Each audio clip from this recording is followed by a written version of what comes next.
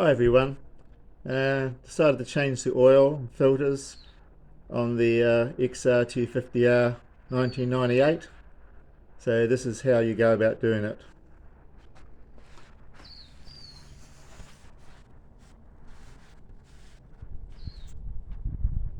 Okay, so down in the bottom of this model here has got the oil in the frame. So 98 is a little bit different from the earlier models, which had the oil cooler up by the steering head. So yeah, quite interesting layout. So take out the dipstick so you can let air get in. That just screws in the top here. Take that out. Now this is a 10mm, and from this side of the bike, from the kickstart side of the bike, put your socket in, and you want to move the socket towards you. Okay, that's going to undo that 10mm drain plug. Make sure you got your drain basin, drain bowl underneath it, because it's going to come out in a bit of an arc. So make sure you follow that arc down to the ground with your bowl, otherwise you could have a bit of a spill. Okay, now some people don't do this, but I did. Down the bottom here you've got a brass gauze filter that goes up into the bottom of the front member of the frame here. Now it's a 18mm socket to take the bolt out. It's basically a banjo bolt that holds the coupling, the oil coupling, onto the bottom of the frame. Once you take that out of the way, move it to one side, and then a 19mm socket on the flat there will take out the plug. And on the plug, attached to the plug, don't try to remove that, on attached to the plug is a brass gauze filter. Now you'll probably find it's in pretty bad condition as far as being blocked goes. Mine was quite badly blocked up, so I blew that all out, flushed it all out, made it all nice and clean so you can see through it nicely, and then I inserted that back in again. Now you'll have trouble getting the union bolt with the 18mm thread. You'll have trouble getting that one back in to line up to the bottom of the hole of the filter plug. So what you'd have to do is come around this side and remove the 8mm. You need an 8mm socket on that one. Pull that out, and that'll allow you to pull out this this hose here, and makes it a lot easier to line up the thread and get that in nice and carefully without damaging anything. Get that in, snug it up pretty close to being full tightness, and then I put a new O-ring in here and then snug that back up as well. Okay, don't over tighten any of these. I haven't used a torque wrench on these. I've just gone up till I feel it getting tight, and then I just stop. Last thing I want to do is strip any of these threads.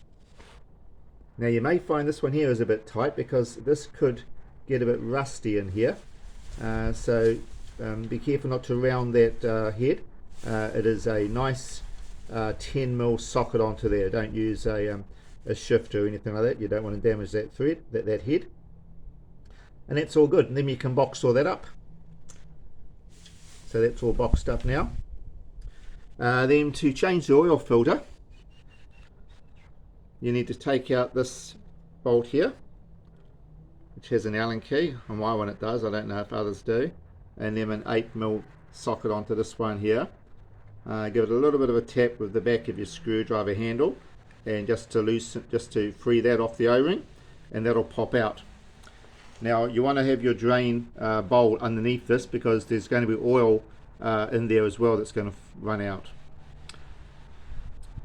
Okay, and pull your filter out, and a new filter goes in. Be careful to make sure the spring stays in the back of the housing, and your filter goes in with a rubber ring to the outside, and the rubber ring goes over the little, there's like a little nozzle on the back of this cover here that slides into the rubber ring of the filter. So make sure it's all wiped out nicely and clean inside, and then you can box that up. Okay, then right underneath there is a 12mm. It's hard to see. There's a 12mm. See if I can get underneath there. Yeah, it was there. I painted it red. So about the angle there, Gus. It's a 12mm socket on there. Okay, to get that out. Okay, so with those, with the direction of undoing these ones. Okay, so with the looking towards, sitting on this side of the engine with a kickstart, you'll need your socket, your wrench, your ratchet, bring it towards you. Okay, so that's the same for this one here. Bring it towards you, and the one above that, bring that towards you, and then the actual drain plug, bring that towards you as well. That's the correct way to undo. You don't want to go the wrong way and damage any threads. Okay, drain that out, give it a bit of a wipe up, clean it, and put the drain plug back in again. I didn't over tighten, I just nip it up. I did put a new copper washer in there, and just nip it up there, and you'll feel when it's tight enough. Again, you don't want to strip any threads, especially in the sump here, because sometimes these are in and out quite a lot over the life of the bike, and you don't want to damage that bottom thread inside of the sump. So let's take that nice and carefully. And yeah, everything boxed up again now, ready to put the new oil in at this stage. Okay, the oil I've gone for is just the semi-synthetic 10W40 for 4-stroke motorbikes. Now it takes 1.4 litres to fill this. So I bought two 1 litre bottles of oil, and I'm going to add that in shortly through the. Make sure you've got a funnel, because it's not going to be something you can pour on other than with a funnel, otherwise you're going to have a real mess. You're going to lose a lot of oil. Okay, so it's going to go in there.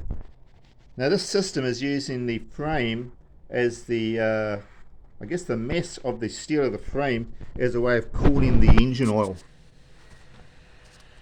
compared to the 80.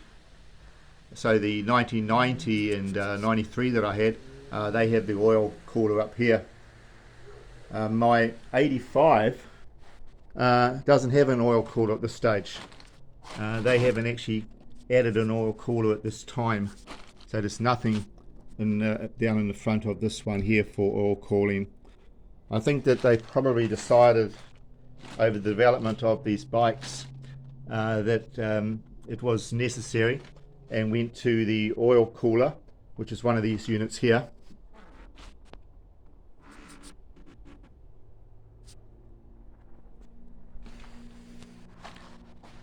And then later on they went to this design here. My XR250R didn't have any of this arrangement on it, but it had two lots of oil. It had oil for the transmission and oil for the engine, lube oil for the engine. Different arrangement, I guess. Okay, so that's all straightforward. Now then, the air filter is just your standard XR250R air filter. They're quite easily available online. Should pay about $20 for that. In my currency, New Zealand dollars, about $20. Give it a nice oil up and put it in place. Spark plug for this one here is the 10mm spark plug. I put one in just now, but I've forgotten what the actual spark plug was. I might be able to see if I've got the box. Just hold on a moment.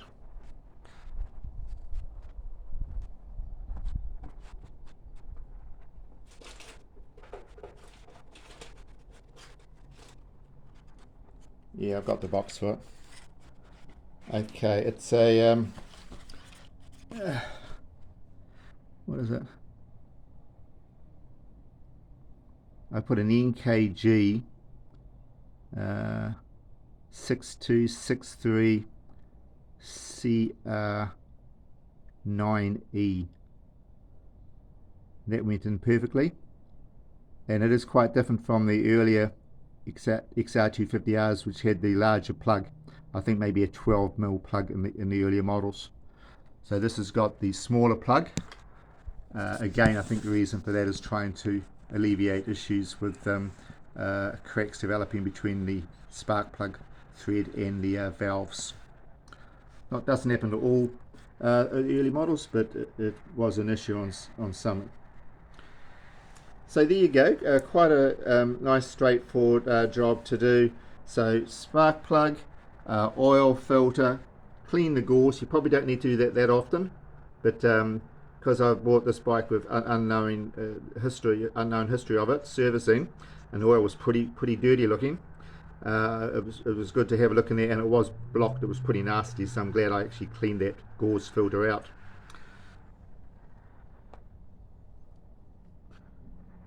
And then the air filter as well. And that's pretty much your servicing on this for a while with them. You're ready to go and have some fun on the old bike. A little bit of an update on the CB450. I went and tidied up the tank, filled it up right up to the very top with vinegar. I forget how many containers of vinegar I went through, but filled it right to the very top of apple cider vinegar. Left it there for a couple of weeks actually. Came home after a holiday. I just got back from a holiday the other day from South Island of New Zealand. So I was sitting there for quite a while. Then I poured out the vinegar and I put in there baking soda and water to neutralise the vinegar, the acidic action of the vinegar. And man, you can't believe that the tank just came up beautiful and clean inside, nice and shiny and clean. I'm very pleased with it. So happy about that. And parts have arrived for the transmission. Got a new selector drum, but I'm just waiting for the pin to arrive for that, and then we'll have to start working again on the putting together the CB450. Just going to at this stage hone out the cylinders and new rings, and tidy up the valves. Of course, I'll grind the valves in place, slap those back in place, and everything like that, and make a bit of progress on that. Anyway, I hope whatever project you're working on at the moment is going well for you. And if you do have this model, I'm not too sure how long this went for. What are we looking at? 98. My XR250R I think was a 2004. So not too sure exactly when the XR250 took over from this one. Probably around about 2002, 2003, I imagine. So this is probably the same arrangement for the lube oil of the engine up to about that time that they changed over to the XR250, which is a completely different engine, of course. And I've no interest at all in going back to that engine. It was a nightmare. They just require too much in the way of how do I say that the cost of keeping that engine up to spec with the fact that the valves and the shims and the valves sort of wearing into the head, and all the cost of all those parts are just really crazy prices, especially down here in New Zealand. So quite happy sticking with the earlier design of the XR250R engine. It's a good solid engine. Don't have any trouble with these engines at all, really. They're great. Going right back to the earlier models of the of the XRs. This one here in '85, and I had one. Of course, you might remember that my earlier one was a '79, and then before that I had the XL250s. So I had a good run of these 4-strokes, that's for sure.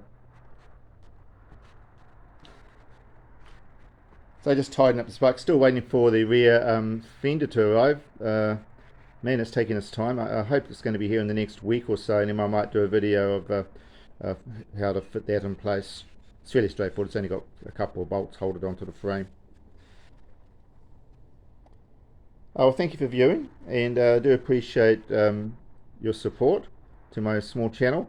There's a little bit there for most of your interests, I hope. But on cars, but on motorbikes, but on travel. Been very lucky that I've had some time away from work and Really had a great time down the South Island of New Zealand. Really recommend that if you're looking for a nice break away from the North Island. If you're living in New Zealand, the South Island almost feels like a different country. The scenery is just amazing compared to what we have in the North Island. But it was cold, I got to say that. Anyway, just rambling away. So I'm just going to put the oil in shortly and give the bike a run, and then check the levels, etc. And once she's running and settled into, once the oil's sort of moved through it a bit. Thank you very much for viewing.